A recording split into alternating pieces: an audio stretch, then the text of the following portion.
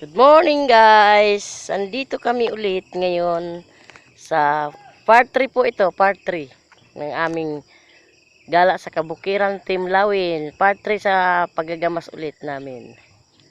O, yan. Part 3. Kasi hindi pa po tapos, may ano pa po yata ito, 6 na araw.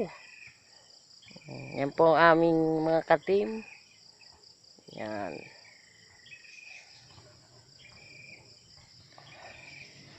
Ako naman po ng dini. Yan. O yun. Medyo mainit po ngayon. Kahapon po ay maulan. Maya, santing na naman ang init. At sigurado na naman mamaya ay uulan.